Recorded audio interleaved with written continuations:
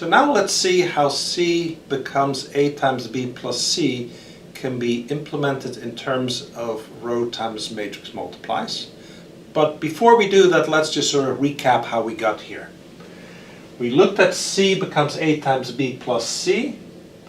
We partitioned C by columns and B by columns. And then we found that each column of C needed to be updated by A times the corresponding column of B added to that column of C. And pictorially, you then see that this is just a sequence of matrix vector multiplies. Alternatively, what we saw was we could slice and dice B, where we sliced A by columns and B by rows, and then we did the first column times the first row plus the second column times the second row, etc. We got this.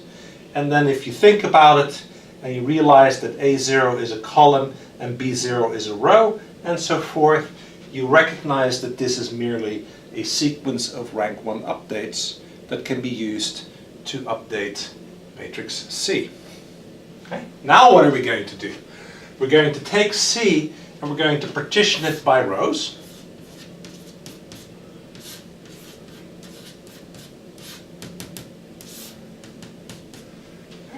We're going to take A and partition it by rows.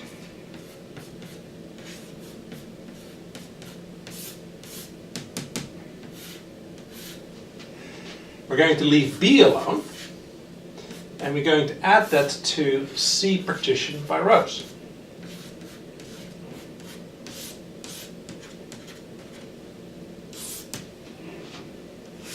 All right?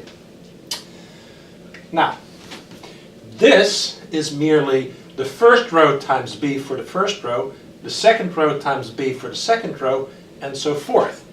But that needs to be added to the corresponding row of C, and therefore we get that the first row becomes A0 tilde transpose times B plus C0 tilde. The first row of A times B added to the first row of C, and then we get the second row of A multiplying B added to the second row of C, and so forth. And if you think about it, here the outer loop is over the columns of C and B. So the outer loop is over J. And then you have two different choices of how to implement the matrix vector multiply, either with axes or with dot products.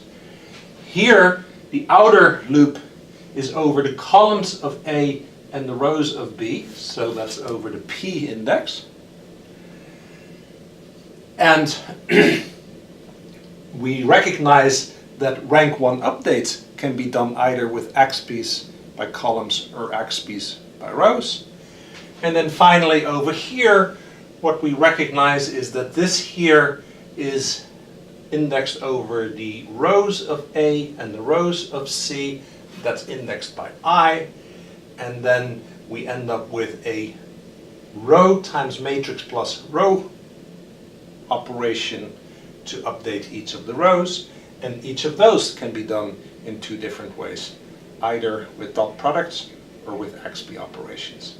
And if you then think that through, what you find is that we have now come up with a very structured way of describing all 6 ways of ordering the loops in matrix multiplication.